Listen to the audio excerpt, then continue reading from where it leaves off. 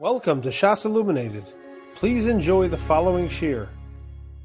Torah that I want to share with the guys and bring it to our own lives and bring it to aspects of our lives that aren't relevant to Limud Torah. Many of the students that are not relevant to Limud Torah, to other aspects of our life. So we're going to talk about an art in Limud Torah, a talent and an ability how to learn, and then to take that skill and bring it to other aspects of our life.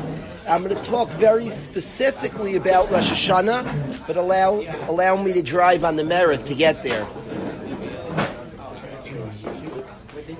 Rav Aaron David is a Yid in Eretz Yisrael, one of the Rosh Hashivas, one of the Ramim, one of the Rebbeim in the Mir, that many guys from here, I'm zoichet to have a kesher to him.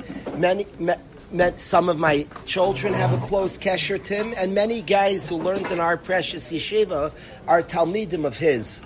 Here's a person who's a massive Talmud Chacham Shui. He knows a tremendous amount of Torah very, very well, really incredible amounts, and he has an art that at first when you see it is almost peculiar. He'll read a Rashi that all of us have learned many times, and he gets amazed by the Rashi. He's like, I learned with him. I was zeichet to learn every Friday, and the things that leave an impression on him, I learned that already, and I'm like, okay, I know already. And he sees it and he's blown away. Now it speaks about a person. There's something called a leiv even, a stone heart, and a leiv basar, and a very feeling heart. He does have a leiv basar, and there's a sugya how to get a leiv basar. There's a whole sugya how to become a feeling person. A lot of people become very hardened. They build walls through their life, and they develop a lot of walls. A lot of pretending hardens our heart, and it's hard to be real and to be nishtaimim. I told Reb Chaim Brim that my aunt was sick, and he started crying. And I saw he had a very leiv basar. He's just a very feeling person. He's told something. He doesn't have tons of walls. There's an honest, authentic reactions. He's told something sad, he cries. He's told something happy, he fills with a simchas achayim. So there's a sugya of a leiv basar, of a very feeling heart. And certainly Rav Aaron David's response to Torah is somebody who has a leiv basar. So I do think some things we hear don't leave an impression just because our hearts are not always so available to be impressed. I think when a person lives very authentic, lowers a lot of guards, is willing to be very vulnerable and real, it's much easier to then feel when somebody says a shtickle Torah. A bacher was describing to me very recently certain insecurities he felt. Chaim, he was describing his insecurities, his bacher was describing, and I was so happy that he was comfortable to admit we all have insecurities. Me, you, and every single guy here, we're human, frail human beings who feel uncomfortable at times, who aren't so sure. We know how to pretend. And some of us are better at, we're comfortable at, we're all not. Does everybody have the same layer of insecurity? No. And certainly the ones who have it less are able to be okay with what they feel. We're human. And to be human is to have anxieties. To be human is to be insecure. We're human beings. And I was so happy this bacher was able to drop guard and express insecurities that he had. I was like, Shalom Aleichem, I'm also have my insecurities. When we have a Friday night Suda, you know how many guys have a tough time walking into the dining room? Where do I sit? Who are the guys? Where am I? And everybody can, if you're human, you could relate to that. We don't all have a tough time walking into the dining room. But we all can relate to insecurities and to questions of being in our own mind, thinking how the other person thinks about me. We all can relate to that.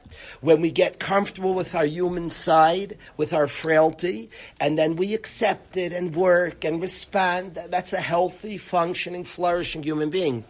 When we build unhealthy walls and denial and not in touch with feelings and experiences that we have, so then we have a very big leva even. We tend to get a stone heart when we engage in whether it's flight behaviors or any other type of behavior which doesn't put us in touch with what we're feeling. So then we develop a leva even, a very stone heart. And it's hard to be impressed by things we experience. So one aspect of Rav Aaron David reading a Rashi and losing his mind is he has a leiv basar. He's a very, very feeling heart. But there's something else that he's able to do, because even if you have a leiv basar, but I heard it many times. I've seen that Rashi so many times, so even a feeling heart, which you could say the Rashi's amazing, but I've learned that so many times. Wouldn't even a leiv basar get used to this and not be so nishtaimim from the Rashi, not be so dazzled by the Rashi shui? So one aspect and an element necessary to be impacted by Torah is to have a leiv basar, is to have a very open heart that's willing to feel, that's willing to be impressed on. You have to take down a lot of walls. The more walls we have up, the more fakeness, mind you, the more we have up a feel, just creating like impressions of security, of we're fine, we're robotic. The less we're willing to be human and frail and have all human feelings, the less we have walls, the more our hearts are leiv basar. One of the goals of the yeshiva, if we're successful, is to produce a leiv basar. A guy should graduate from here with a leiv basar. A leiv basar is a heart that feels. And he's told something, you have to take a lot of walls down. And then you're told something sad, and you feel sad because you're not you're not built up. How many times do we stifle tears? And this doesn't, just like hold them back. Why are you holding back tears? Cry. Because it's not, wait, what's he going to, this is so embarrassing. But a leiv basar is willing to take down walls, who's secure enough. We're human being. And willing to be human, so you could produce a leiv basar. And it's a sugya of producing a leiv basar. And certainly when I witness Rav Aaron David learning Torah, I see a leiv basar, a very, very feeling heart. But there's a whole other sugya that I want to express that's on top of the leiv basar. And what's on top of the leiv basar, safe trip, thank you for being here. What's on top of the leiv basar is a second aspect. And the second aspect that exists is that through our life's experience, we change. We have new experiences. We grow up. And when he learns Torah, he's learning very present, Akiva. He's not learning yesterday's Gemara and yesterday's person. He's very present. It's a very cool experience to learn with him, Rav Aaron David. You can watch the way he processes Torah, what it's saying to him today. I'm different than the guy who learned the parsha last year. He learns very present, and he's there, and the parsha has something to say now to me. You could see, if you ever learn, one of the hardest chavrusas in the world to learn with is somebody who has notes from the last time they learned the Masechta. And they're like, read their notes, it's deathly. A Rebbe who's saying shiurim from his old notes, death. I want to tell you a story of my life, Menach. Menach, I want you to hear this. I was once at a speech, please listen, this is interesting. I was once at a speech of a famous speaker, and he repeated a speech that I had heard him say word for word elsewhere. And I was convinced I exposed the fraud. Like it was his unfortunate thing. I was at a different one of his speeches. I mamish was convinced I was like the hero. I had a whole plan, my expose, the word of the expose. What does expose mean? Expose. What's the definition of expose? Which word? E-X. No. Expose means. No, my bad.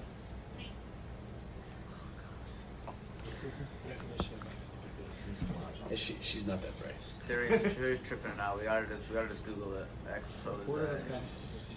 Here, listen, expose. A report of the facts about something, especially a journalistic report that reveals something scandalous. If you reveal a scandal, it's called an expose. So Chaim, I was ready for my expose. And a famous person, I nailed him. He said the speech ready. The jokes were the same.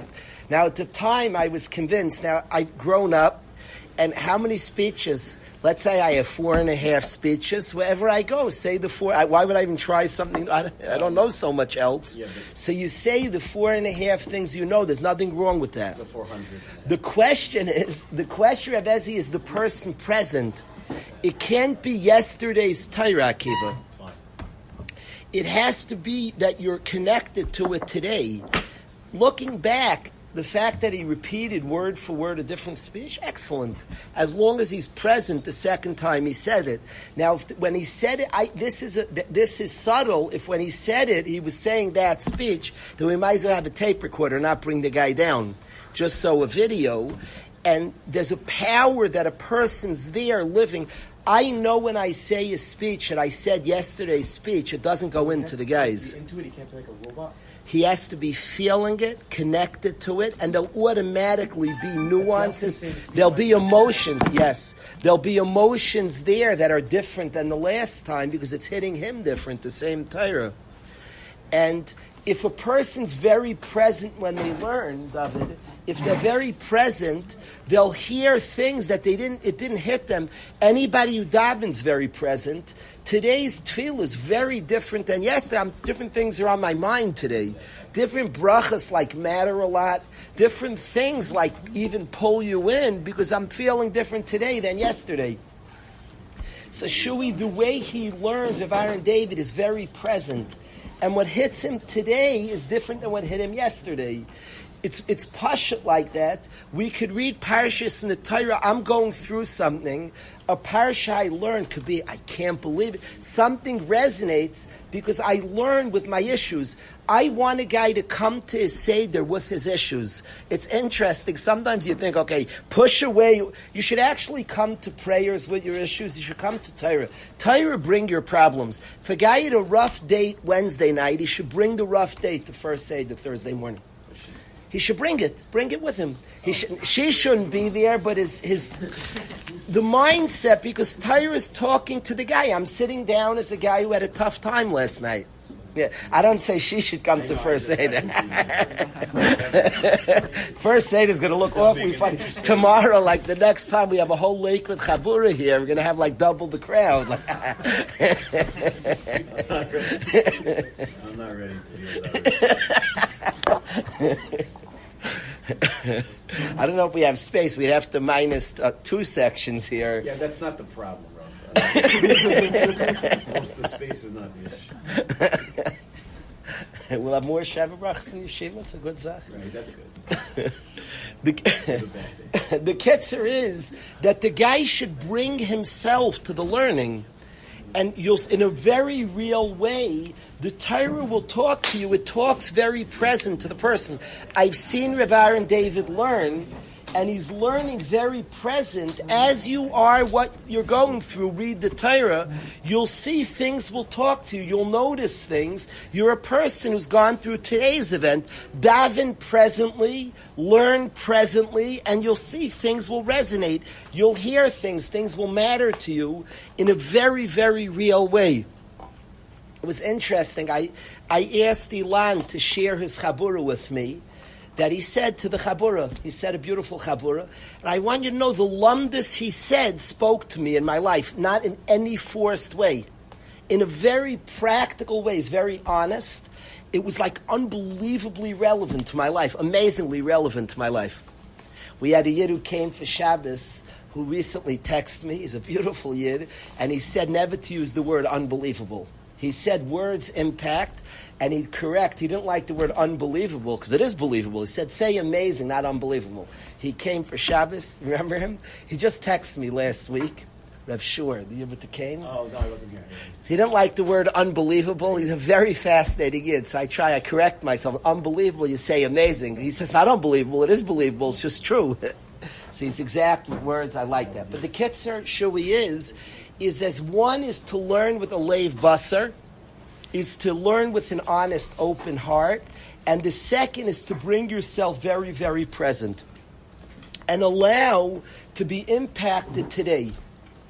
So I want to talk, and there's so many areas of our life that would be better if we would allow to express and connect today.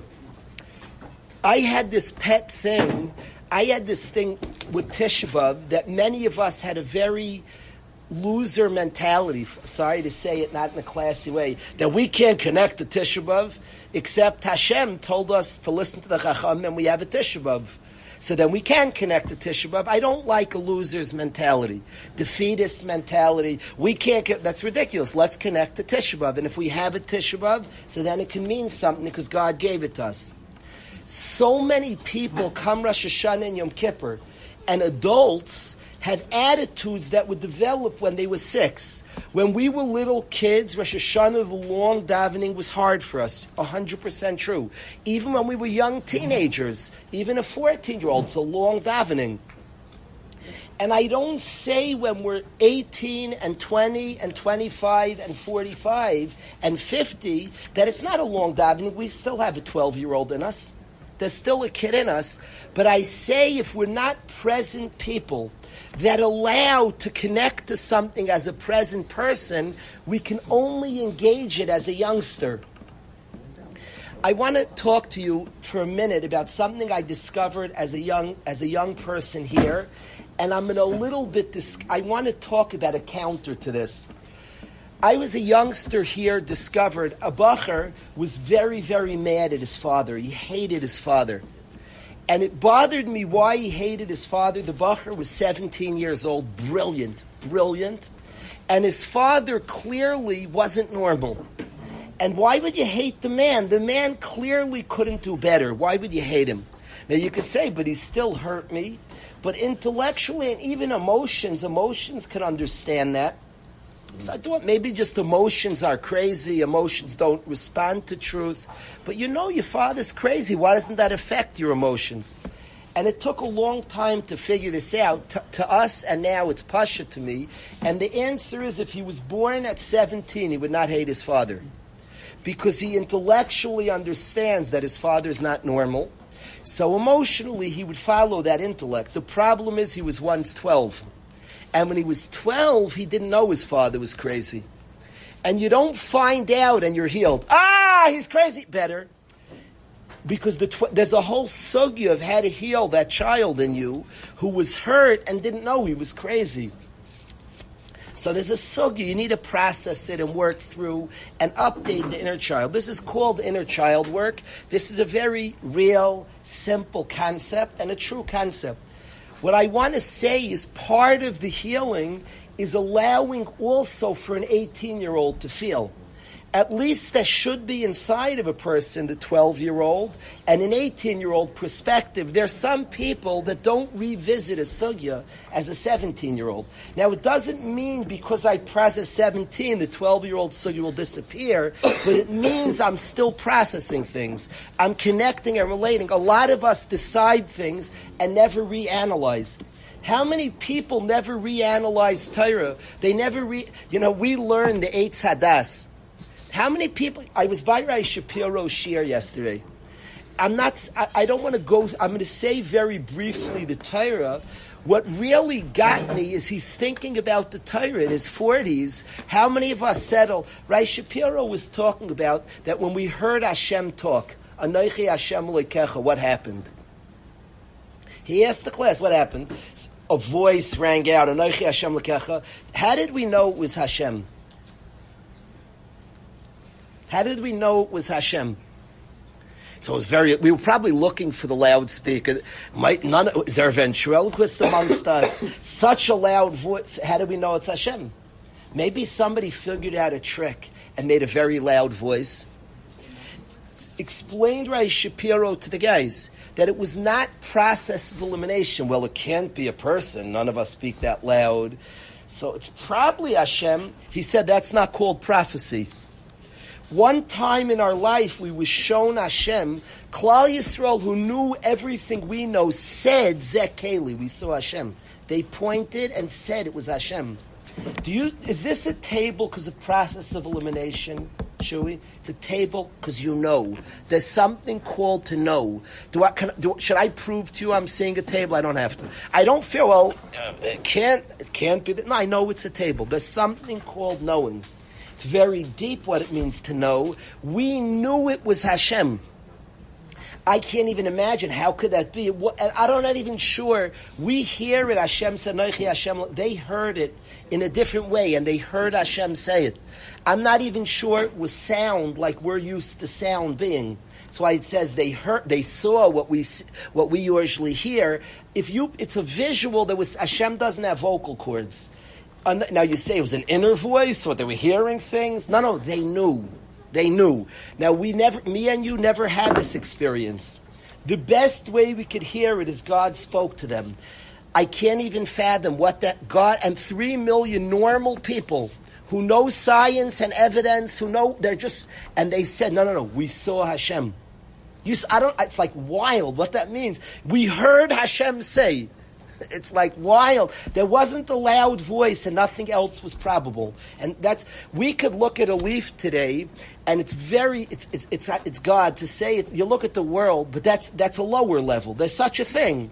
Anybody who studies this world, it's very far-fetched. There's no creator and organizer. Anybody who sits in a room, you have to be like Azam Maimin to say there's nobody organizing is crazy. There are much lesser things that speak. The organization says I see a can, somebody designed a can. It's not so complicated. So we know there's Hashem, but that's a lower level. That's not nevuah. Prophecy is to know. It's not to deduce. It's not to eliminate other possibilities. It's to know. So my point being, we could talk about this. I probably lost the chevra. The rest of the speech, you're going to contemplate that. Mm-hmm. My point was that he reanalyzed Maimon Har Sinai as an adult. He stopped being a kid. He analyzed Maimon Har Sinai as an adult person. And how many people stop thinking about it further? I learn about it when I'm 8, and the rest of my life I relate to the 8-year-old. It's extremely important to revisit and to put an adult understanding, and then we grapple. I was once a kid, and I have to work with that. And that's there, but it's important to have that ability to review it, be present, be a person who relates today. There are so many people who Rosh Hashanah and Yom Kippur, and I want to talk practically, would be an incredible experience for them. Literally a beautiful, if they give it a chance. You have to convince people, but I'm bored. You were 6. You were 14.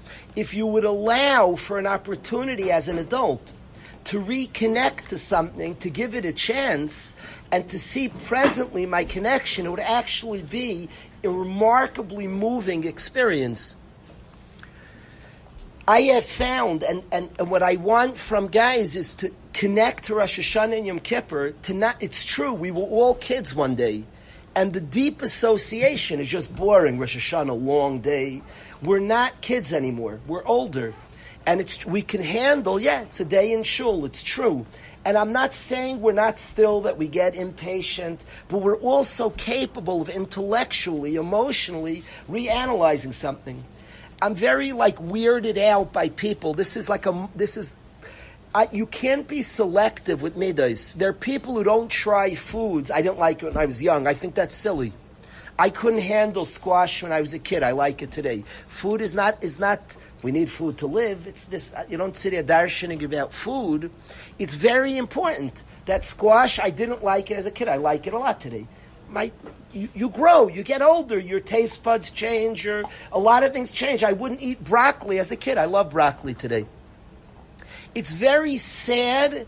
It's tragic, the person, and it's much worse than food. It's tragic, the guy who's 50, I don't eat broccoli. Now, if he tried broccoli today and it didn't sit with him, wonderful. But if he doesn't like it because he was 1/6, that's tragic. That's tragic. So you don't, and there are people who stay like this. They're frozen in every aspect of their life. Trauma can do this to somebody. You see people who remain 6 emotionally. But this also can free up trauma, the willingness, the leiv basar, and the willingness to experience today, not to say today that I experienced it yesterday. I'm here today. I'm a present person. And to say to myself that I'm here today, and I want to today ask myself about the experience of Rosh Hashanah. How tragic is it you have a 53-year-old man and his relationship to Rosh Hashanah is from the 10-year-old. He didn't even ask himself that as a 50-year-old I'm in a different place in my life, and the day actually could be amazingly meaningful and even magical. I have many friends, my grandmother, whose birthday we used to celebrate is on Yom Kippur. Her favorite day of the year, very normal person who wasn't given to hyperbole. Her best day of the year was her birthday, was Yom Kippur. She loved it. She waited. She relished the day of Yom Kippur. It's, to me, as I get older, that's like, it makes sense. Makes a lot of sense. Yom Kippur is an incredible day. Now, it's true, a youngster would never feel this way, and I'm not trying to sell people, and if a guy struggles with a long day, so be it. But if he's struggling because the 10-year-old's with a long day, don't look now. He's not 10 anymore. The willingness to experience, and not to say I experienced it yesterday, what's today's experience, and to re-experience it today. People have this with parents. With a parent that I experienced something as a youngster and I refuse to revisit, there's something tragic about not revisiting as an older person. And in Torah, how many sugyas in Torah are not revisited as an old? I know it already. Rav Aaron David gets excited by a Rashi we read a year ago because he's reading it again today, and it makes sense. He's willing to read, and obviously, anybody reads an old Rashi, it means much different today. My experience is I fall in love with the Rashi in a whole new way, in a whole new set of experiences. Of course, like Pashut like that, when you read the Torah, each year that we complete, we're getting near the end of the Torah. I'm very excited to read Bereshis this year. I've made a lot of changes in my life. And I want a Daniel Kalish of this year. It's going to be Tafshin Pei Gimel Be'ezeh Hashem when we learn Bereshis again. I want to meet Avram. It's not yesterday's Torah. And yesterday's Torah is really very not fresh. I don't care. Repeat the speech. Just you better be talking to me today. And when you talk to me today, I'll know. You're talking present. And by the way, you'll see different emotions and reactions because it's today. How would it be the same reaction? And if you don't see different reaction, and we've all been guilty of that, then you're repeating yesterday's Torah. Boring, lifeless. But if you're very present and willing to be present, I want to tell you something I learned during COVID. It was something very, very fascinating that I learned during COVID, and it changed my Yom Tovim. It changed. I had the best, probably Pesach, Shavuos, Lag BaOmer. All these Chagim changed, and B'siyata D'Shmaya, it's been different since. I want you to hear this. By Pesach, should we listen to this? Pesach. So if everybody rewinds, COVID hit and Pesach came. And Pesach came, really, there was a lot of confusion. Everything had just been very new. And to watch everybody turn to Pesach in the middle of COVID was cool. Everybody was confused. Life had changed in a way most of us never saw in our life anything such dramatic change. Shuls closed, schools closed, neighbors, everybody holed up in our homes. Wacky world. And then Pesach hit. And to watch people under this unique condition accept Pesach, work on Pesach, under these unique new conditions was fascinating. And I discovered something then, Shui, that changed my life. I'm very into reading Holocaust books. It was something growing up. I grew up with a grandmother who was a survivor. And as such, I was very curious about the Holocaust and read a lot about it, tons of books. And my favorite part of the books is my favorite parts of the Holocaust books were Yidden observing Yomim Tovim, the Holocaust. The guy who lit the Chanukah Neiros, what it looked like, crazy, how they ate matzah, doing mitzvahs, Siddharim, Purim, Simchas Torah. Any account of a Yom Tov under those conditions was striking. It was like, are you kidding me? Very, very striking. Chaim, I want to say what I learned during COVID. So at the time, I just was amazed. Are you serious? You make a Pesach, you're eating matzah in a concentration camp? See, in the concentration camp, you're celebrating Pesach, Meshuggah, heroic, wow. During COVID, something hit me. What hit me, Chaim, is not that the Yid went to Pesach. I want you to, it's going to sound poetic words. I'm saying something real. I thought that the story was, in Auschwitz, the Yid went to Pesach. The real story is Pesach goes to Auschwitz. And I want to explain that to you. It's not just words. What I mean is that Pesach has what to say in Auschwitz. A Yom Tov talks. A Yom Tov says something. And where you are, the Yom Tov talks to you. Rosh Hashanah is not like, it's true we prepare for a Yom Tov, but the Yom Tov comes to us also. That we go to the Yom Tov and the Yom Tov comes to us. So it's true we prepare for Rosh Hashanah. It's also true that what I'm going through in my life, Rosh Hashanah has what to say. It calls and beckons and speaks to us where we are. So you prepare for a Yom Tov most definitely, but the Yom Tov meets you too. It's called a mayed, a meeting place. It's not just you travel. So when I was a youngster reading these books, I was visualizing the Yid went to Pesach in Auschwitz. What I chapped during COVID was Pesach came to the Yid. It said to me that this Pesach, it wasn't just in midst of our things, try to celebrate Pesach. I actually had a Pesach that had things to tell me in the situation I was in. And I celebrated, and it spoke to me. There was a lot of messages to somebody going through what we were going through. And Lag Ba'omer, and Shavuos, and it changed an approach to all Yom Tovim. As much as we go to the Yom Tov comes to us. I asked somebody, you have to be very present to do that.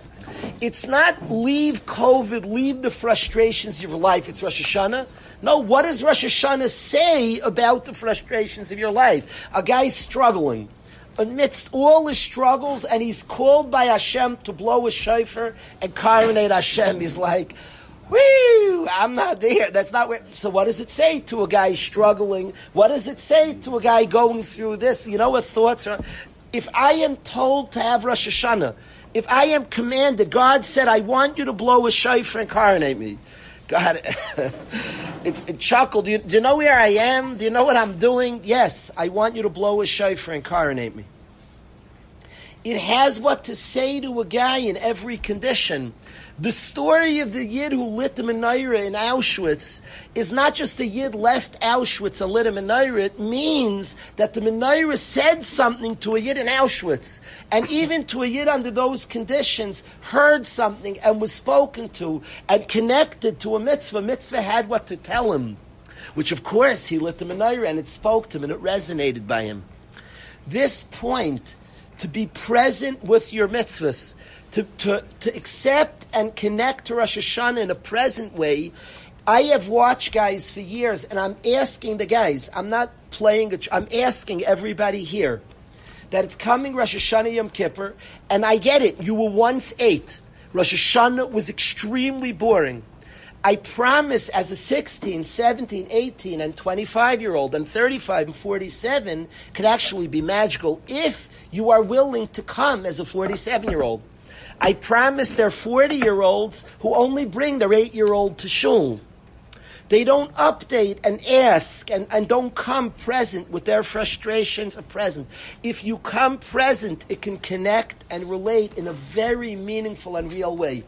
I had this mission, and together with the guys, we created a Tisha B'Av that guys say is one of their most meaningful days of the year.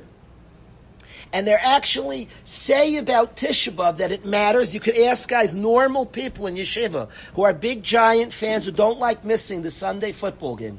Normal, regular guy, regular emotions, says Tisha B'Av's very meaningful, and dare say, I really appreciated the day. Normal people. There was something we connected and related and experienced on the day that was moving and meaningful. And Rosh Hashanah and Yom Kippur as well, we have a possibility, if we are willing to be present, if we are willing to say that it's true when I was a youngster, but there's some, what about today? We have that possibility. Will there also be that the kid will come to shul with us? Every father brings his youngster to shul. Every 40-year-old brings his inner youngster to shul. And the inner youngster will have feelings and is allowed to have those feelings. And we work through.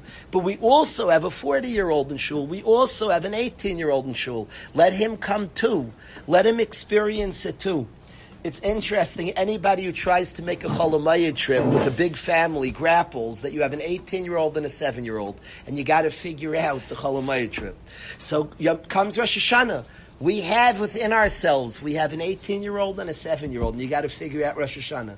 And maybe you give the 7-year-old some nice breaks, but the possibility of connecting to a Chag in a meaningful, special way, to have pieces of davening that resonate by a person, to have the shofar actually say something, the mitzvah daraisa actually say something to him. What I say to guys, and the first approach of anything before we get to the emotional, to what resonates by us, is to find out our obligations. Step one. What does God want me to do? All the other things come from our responsibilities. The first thing I would say to a Bach Rosh Hashanah is to make sure he hears the shofar. That's the mitzvah daraisa, that's mitzvah sayayim, is to make sure, before he even make sure that he hears the blowing of the shofar. There are 30 blasts he has to hear, it's a mitzvah daraisa, to hear those 30 blasts, and to make sure he hears, that's a mitzvah daraisa. I would advise a guy to study stuff about the shofar, to study, to see what resonates, find out what a chazal, what a svarim write, listen to speeches about it, look up and be curious. This was my tzivui, now I want to study my command, and then I mispainin. I think it's so interesting. Hashem in shul wanted me to come, and he wants me to hear this horn blown. It's a mitzvah daraisa, I'm a loyalist to Hashem. And my mitzvah starts there, identifying the mitzvah, identifying my obligation. Very, very much, not all things are equal. Different people have different sitting powers to even find out the most important things to say. The Rosh Hashanah davening that has 3 parts, I want to talk about the 3 parts, Malchios, Zichronos, and Shofros. 3 aspects that we're busy with on Rosh Hashanah. It's a very fascinating day. And there are 2 things that don't seem to have shaykhs. It's confusing. And the davening has 3 parts. Malchias, Zichronos, and Shofros. We say 10 psukim in the Torah. 3 from Torah, 3 from Nevi'im, 3 from Ksuvim. And then a 10th pasuk. Could be from various places. We say 10 psukim about Malchias. 10 psukim about Zichronos, 10 psukim about Shofros. It's very, very interesting. There's 2 things going on Rosh Hashanah that seem unrelated. I'm a guy, I don't do 2 things well at once at all. I'm very poor at that. If I'm involved in one thing and somebody tries to distract me, I'm just weak at that. I get into one thing, and that's what I'm into. Another, if I'm watching a basketball, I'm watching Hootie's game, I'm just a very poor guy to schmooze with that, and I'm watching the game. One thing at a time. I don't do 2 things. Parents have come to varsity games that I'm like orangutan in. What about my son's life? I try to be polite. I'm like shake. I'm just trying to watch the game. Like I really just want to. I'm not about that. Well, your son's futures matters to me. I don't. We will talk to your son. Then we're not watching the game. I don't. Now, should I work on myself? I'm trying. But I'm into one thing. Rosh Hashanah is hard that there are 2 things going on. It's dizzying. The day itself seems to be like Hashem, like 2 for the price of 1. Why couldn't we have 2 different days? There's something called Malchios that were Mamlich Hashem. It's the day of the coronation of Hashem. That's Malchios. And Rosh Hashanah is about coronating Hashem. It's one aspect of Rosh Hashanah. A second aspect is Zichronos, is we're being judged. It's like, it almost seems that God is doing one thing and we're doing something else. Could you imagine, in the yeshiva, we have faced days, great days of judgment. We've had government come down and do and do inspections, that the question was, do they shut us down permanently or the survival of the yeshiva? We had days like that. Could you imagine they're walking around? We've had CDC and government agencies walking around with pads and pens, and they're deciding on the future of the yeshiva. So just ignore it. Just ignore it. You just do your thing. Do my thing. All I'm thinking about, I promise, I'm a guy who only does one thing. All I'm thinking about is their judgment. That's I assure you. There was no just say that. Sometimes the yeshiva will do dinner videos. They'll video Musaf. Rabbi say, I'm thinking about, come, let's all be honest. The Bacher is sitting here. He knows the video's going out. He's making sure he looks good. Who's going to see it? He's a lot on his mind. Make sure, ignore me like I'm not here. Go ahead. I always wondered, you ever wondered, what are those called, the movies? What are those movies called where it's like a guy's life, like documentary? I always wondered, how real is a documentary? Just act like yourself. And millions of people are going to watch you and see and judge you, but just be yourself. Like how real a documentary could be. How do they do that? It's not real. They don't hide the kids. But how real could it be if they're videoing him to show and he knows their cameras? What? But he knows. No, I'm talking the documentaries where they video. But just be yourself, and millions of people watch. Like, Momo, is it possible to be real? You can bring a bad date to first Seder. You're talking about reality television. Like reality television. Elio, could reality television ever be reality? Like, I don't know what it would take to be natural, knowing that it's being videoed and millions are watching. Could it ever be natural? I don't know how it's possible. You'd have to be, if you know it's being videoed, know it's being broadcast, know everybody's watching, your mother's watching, your brother's watching, your friends, but just be natural. I hear. I'll try. It's not that possible to just be natural. To say just ignore me, except your mother's going to watch this, except your brother, but ignore me. Maybe somebody could do that. It's difficult. Rosh Hashanah, Hashem is judging us. He's judging. But he says to us, don't respond, ignore that I'm judging you. It's wild. You know we do no tshuva on Rosh Hashanah, but we're being judged. So please ignore me. Don't mind me. If guys ever the picture of playing sports, picture a baseball coach, like tryouts for a team. The picture of baseball tryouts, what's the guy running the tryouts? He always has a chalkboard. He has like a thing he's writing, and he always has sunglasses. You can't see his eyes. There's something to that. It's a deep word. In any video, movie, picture, I'm very into pictures. The picture of baseball tryouts is the coach with sunglasses on, but tinted sunglasses. The verse, I don't know what he's thinking. I don't know, and he's writing in his notes. And I can't even read his eyes. It's tinted glasses, you can't see. And that's the picture. And it's just, you guys just play. Are you making varsity? The kid's dreaming for 15 years about the team. You just play. The worst basketball we have in yeshivas, we didn't do tryouts this year. I eliminated it. It's the worst basketball ever in the history of basketball is tryouts. Because they're being watched, judged. You can't play normal. You just can't play normal. They're fouling, tackling. You're not playing smooth and flowing because you're being judged. So what we do is, we had tournaments. We never had a tryout. And then we just looked at guys playing ball and decided. At the point it was chalas tryouts, you have not normal basketball. Menachem, you ask what were you saying, Momo? Isn't it the same if they're playing an actual game of varsity? There's a lot of people watching that also. It's true, but here you're practically being judged. Is your dream happening? You're on the team, okay. So you're playing hard. The judgment and the decision and how much is at stake is it makes it very hard. Hashem is judging on Rosh Hashanah, Ophir. He's judging us. So what should we be busy doing? Getting judged. How does it look like if somebody's judging? It looks as, I'm sorry, Hashem. Please be ignore me. Hashem, don't pay no mind. I'm judging, pay no mind. You coronate me as king. We are not on the same page, and I'm asked to be like oblivious. I'm coronating as king, but he's judging me. And he's judging me on past behavior. I want to say, I'm so sorry. You're not even allowed to say you're sorry on Rosh Hashanah. Every instinct to say, Hashem, I won't sin. I know I messed up. Look, ignore me. We are not on the same page. God's judges, we're coronating. What is he asking me? So ignore him? Just ignore me. Be yourself. Except you're judging me. And to figure out, those are two aspects of Rosh Hashanah. Malchios is our being Mamlech Hashem, and Zichronos is the memories that Hashem is judging. So we say and our deeds. I'm asking, how do we, we're busy with Malchios. We acknowledge that he's judging, but we don't respond with Malchios and Zichronos.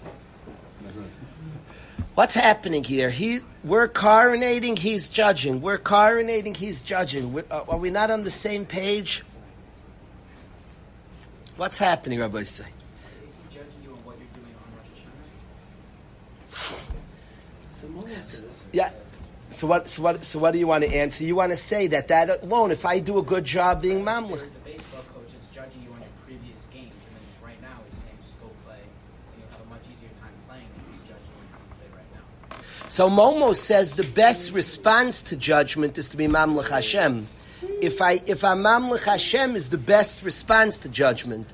Better than any apologies and regrets and sorries is the behavior of now. That's a very good answer. Very good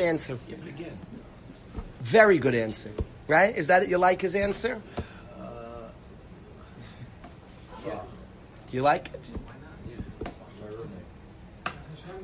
Somebody recording this is going to be broadcast. We're acting. I like his answer a lot.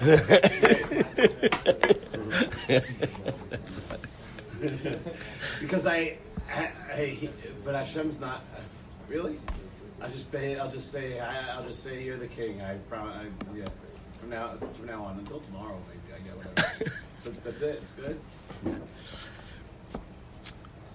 Isn't Momo asking whether or not Rosh Hashanah counts as Day of Judgment? Does Rosh Hashanah count for the next year? That's a very excellent question. That's a very, very intelligent.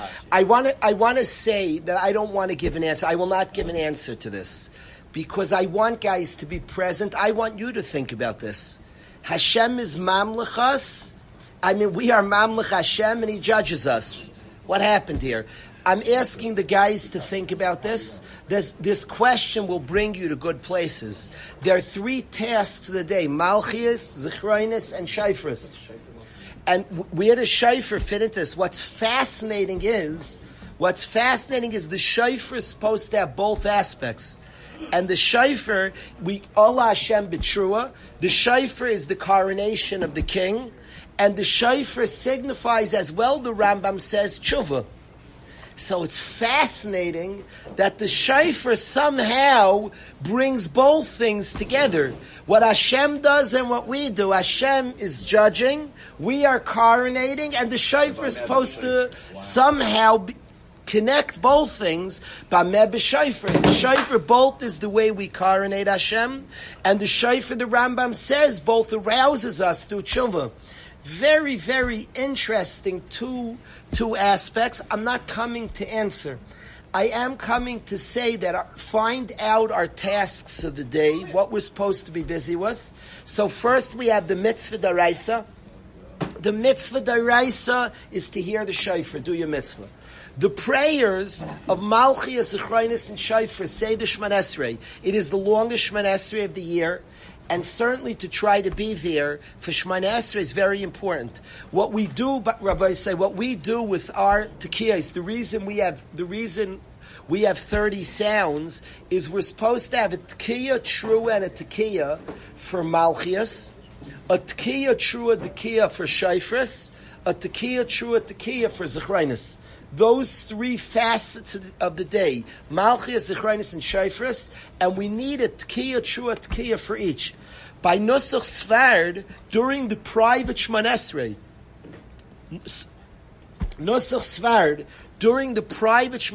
we've had Bachram in Yeshiva who were waiting. They stopped Shemon Esrei. We've had guys who were waiting a long time. They were waiting for the Shofar. We had guys who were used to Svard, and they were waiting for the shofar during the private Shemoneh Esrei. The guy waited a long time because we do Nusach Ashkenaz. We don't blow it during the private Shemoneh Esrei. But not just Svard, even Nusach Svard does this, right? Hasidim, Nusach Svard blows the shofar during the private, quiet Shemoneh Esrei. I have seen it. People daven and they do Malchias, and during private Shemoneh Esrei, there's the blast. Where am I up to? How do I? What do you mean? Does You the guy pause. pull out the just No, there's no calling just out. blow? Yeah, I yeah, don't it's know what it's the wild. It's confusing. Now, Ashkenaz doesn't do this. By Nusach Ashkenaz, we do it by Chazar Sashatz. By the reviewing of the Shemoneh Esrei, when the Chazan davens, so we have the blast. Now, the reason there are 30 blasts, that should have been 9, is because we don't know what a Tkiya true and a Tkiya are. There are 3 shitas, what those 3 sounds are. There's one shita, it's a Tkiya, true as the way we have the trua, that broken sound, and a Tkiya. There's 3 shitas, either Tkiya, true, Tkiya. It's either Tkiya, Shvarim Tkiya. It's a shaila what a trua is. There are 2 types of cries. So it could be or it could be da. It's 2 types of cries. One is like a groan, oy, oy, oy, and one is like a sobbing. It's 2 type of cries. There's deep points to what those 2 cries are, and one sheet is that it's both cries. So tkiya, shvarim, trua tkiya. So there's 10 sounds to get to 3 sounds. We're not sure what those 3 sounds are daraisa. We need 10 blows. We do a tkiya, trua tkiya, tkiya, shvarim tkiya, tkiya, shvarim, trua tkiya. We do 10 sounds to get our 3 sounds. And then we do it for Malchus, Zechrinus, and Shayfris, which equal 30 sounds.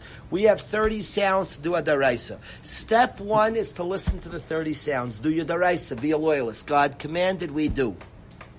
Step 2 is to study what's the shofar about, and then to ask what resonates by you. What idea is being said that resonates by you? What does the shofar say to you? No matter what it says to you, be present. I want to say that so many guys have come to yeshiva and re-establish a connection, whether they're here for an hour of davening or 2 hours or 8 hours, have re-established like a good connection to Rosh Hashanah, to its davening, to its prayers, to the mitzvahs hayom, and this art of not relating to something the way I did when I was 6, and to update it. And if I'm 19, not relating the way I was when I was 18, I'm ready to try to make a new relationship as a 19-year-old, is an art that's necessary in Limud HaTorah. It's an art that's necessary in bonding with Yom Tovim. It's an art that's necessary for all of life, of relating to somebody as I am now, not with yesterday's person. There's somebody here today. So, my tkiya shofar, my horn to everybody, the sound I want to make a calling to everybody, is to relate as a person of now. Now, I want to say that this seems like a nice agenda, Kalish. Very nice. You're getting everybody, give to Rosh Hashanah. I want to say that the very day of Rosh Hashanah is about ischadshus, freshness, newness. Rosh Hashanah, a new year, a new aschala. The very day calls a person to newness. And the willingness to be present and updated and connecting of today, I could have given this speech about every Yom Tov. I could say, and it rings true on Pesach, it rings true on Tisha B'Av. To say this on Rosh Hashanah is not just true for Rosh Hashanah, it's actually the calling of a day that calls a person to ischadshus. Rosh Hashanah is about a new beginning. Hashem gives us an opportunity. There's an opportunity of Rosh Hashanah, an opportunity of a new beginning. I coronate Hashem as my Melech, and He allows Himself to be coronated. And this touches a lot of what Momo asked, what David was curious about. Hashem is judging, and I'm coronating.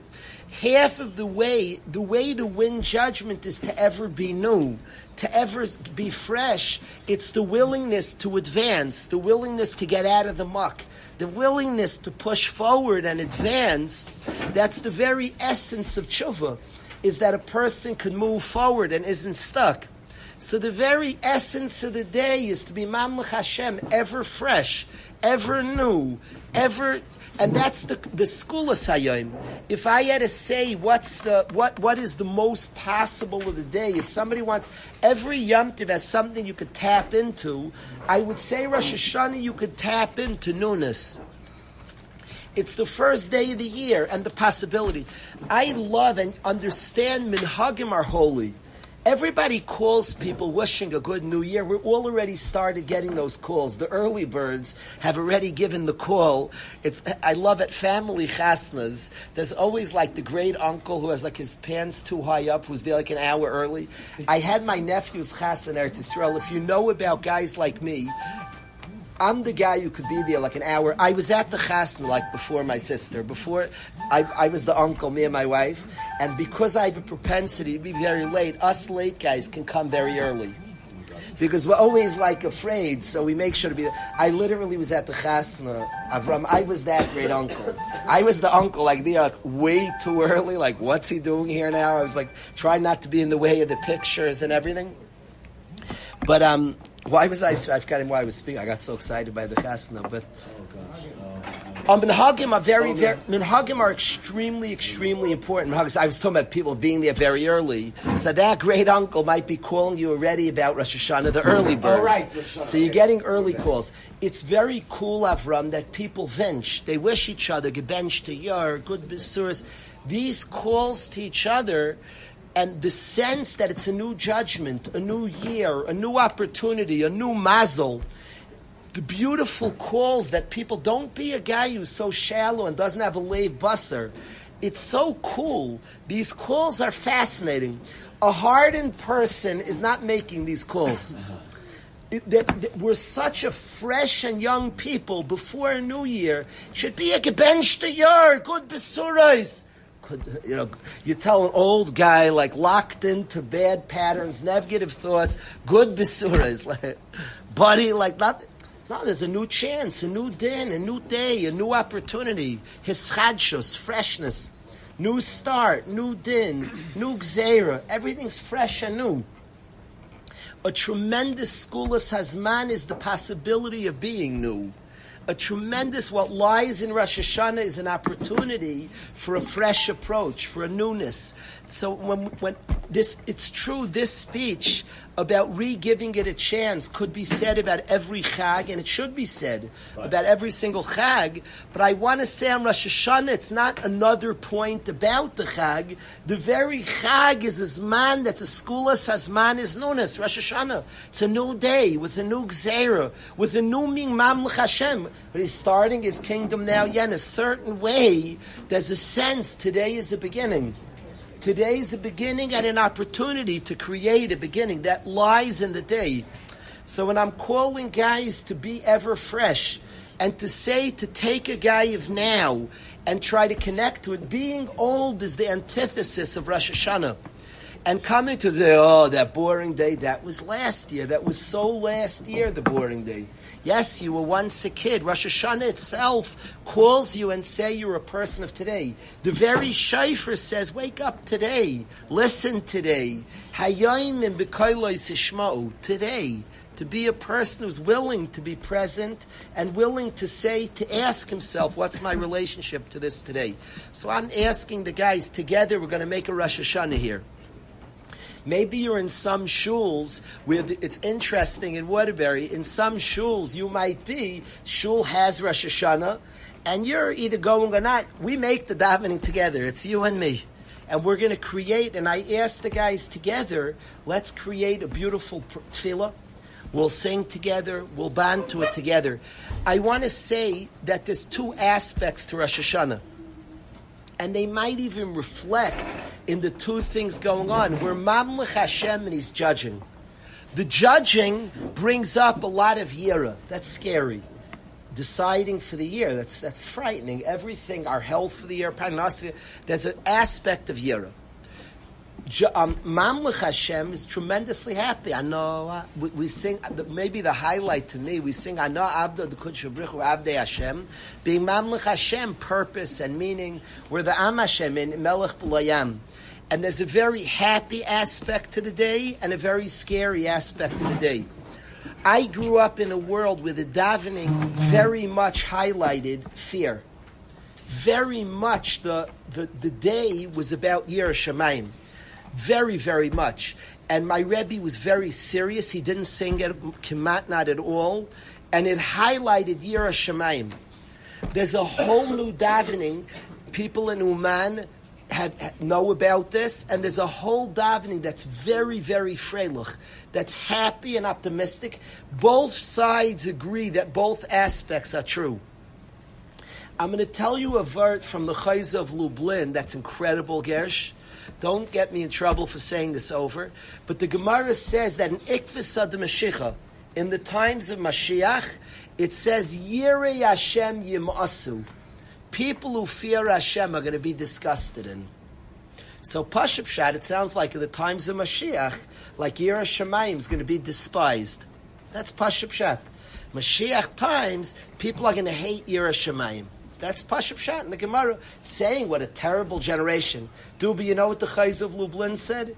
He said that there's going to be a tremendous push to Avas Hashem over Yiras Hashem. So it doesn't mean a negative thing. It means Yiras Hashem Yemasu. People are going to say that the main approach to connect to Hashem is Avas Hashem, and they're right. That's the Chayz of Lublin already, like Mamish and Avua. That's the Chayz of Lublin said. So I want to say that there's a tremendous aspect of the prayer that's going to be positive, that's going to reflect the happy and positive sense for Avdei Hashem, which is very, very Rosh Hashanah-dik. It's very, very important aspect of the day. There is an aspect of Yira that certainly will be reflected, but there's two aspects. And Avos, a very, very exciting aspect of being Mamlech Hashem. I would say, I dare say, the davening in yeshiva is going to more reflect that aspect of the day. I think that resonates by a generation today. I think there's sources in Svarim for such an aspect. The tremendous simcha, the tremendous joy of being Avdei Hashem. The tefillos will more reflect that aspect of the day. In many ways, that itself is our ikar task. Hashem is judging and we are coronating. Coronating is a happy, it's not sad. Hashem's the melech. There's fire. The tkiyah sound itself is very, very happy. The trua is a cry, and it really reflects the day. Happy and scared, it reflects the day. It happens to be, for anybody keeping score at home, there are two happy sounds surrounding a sad sound. Tkiyah, trua, tkiyah, it's 2-1. Winner, who wins? The happy sound. It's interesting, the dual aspects of the day. Our task, Tkiyah is known as a very powerful and upbeat sound. A trua is a cry. A tkiyah is a shout of joy, of exhilaration. A tkiyah is a positive sound. A trua is a wailing. And I want to say that the ikar of the Yom is a tremendous simcha of being mamlech, of coronating Hashem, is a people who have a purpose. We are the Avdei Hashem. Anu Amecha, we are your nation, we're your people. The davening will very reflect a very cheerful, positive davening. It has a seriousness. We're not lost to us that it's a Yom Hadin, but our avodah being Mamlech Hashem, this positive task that we have a mission, we have a purpose, that will be reflected in the prayers. So I ask everybody not just to join the davening, to create the davening. We'll create the davening together. I'm almost like asking, our hands are all in the middle now, on 3, like Wolfpack on 3, Rosh Hashanah on 3, that will all together create a very, very beautiful davening together is the task. The task always of Rosh Hashanah is to be present and new. To try to graduate from yesterday's feeling. I was once 8. It's true. You were once 8 in Rosh Hashanah. Again, I don't say it's not long. I say with maturity, take breaks. Take your 8-year-old out. I like a guy to take a break. I've already seen a guy in too long. Go out. No, take a break. It's kedai to find out. Some guys stay in at the wrong parts. Find out. Ask somebody, where's the halacha? It's important, like, to base, like, to know what's going on. So a guy with a sophisticated way, he wants to be there for shayfer. He asks, where can I go out? We do attempt. During the 30 sounds, it's important not to talk. to hear all 30 sounds of your daraisa. That's certainly important. There's a chashuva inyan. If a guy could do it, not talk from the first blast till the 100th blast, that's mamish very, very chashuv to hear all 100 sounds. The daraisa is 30 sounds. Midrabanan we blow 60. Chavivas hamitzvahs, because we're born for mitzvahs, so we blow 60 blasts. We blow 30 right away, even before we did Malchus, Achronis, and Shofars. Kiyas the Mu'ummah, the Miyoshev, we blow 60 blasts. We have a minhag of 40 more. If a guy is quiet the whole time from the first blast to the last one, Ashrei Chelkai. If a guy at the very minimum could do the 60 sounds, that's a long time. To be quiet for all 60 sounds means the beginning. You could ask somebody when the 60 sounds ends. If a guy could be for the first 30, that's the halacha. So the first 30, it's not very long. The first 30 sounds, that's the halacha, not to talk. From the bracha till after the 30 sounds, that's pashut, he should hear. And b'yaitze his daraisa of the tkiyas, of the shofar, that's tremendously important. That's a starting point of his mitzvah. To also make sure to say the Shemona Esrei, Malchias, Achronis, and shofars. To say those psukim about each one is extremely important. Be'ezeh Hashem, we will have more and learn more tomorrow about some of the davening of Rosh Hashanah. I want to continue tomorrow. I want to talk about Erev Rosh Hashanah, which is going to be Sunday morning. We're going to say Slichas together, B'Roiv Am. So we'll talk about it. Yashakar Chavos. There'll be a minyan for Mincha now, for whoever needs. What do you really love davening in? You have been listening to a shiur from shasilluminated.org. For other shiurim on many topics, or to hear an Eon shiur on any daf in Shas, including Maram Makaimas on each shiur, please visit www.shasilluminated.org. To order CDs or for more information, please call 203-312-SHAS. That's 203-312-7427, or email info@shasilluminated.org.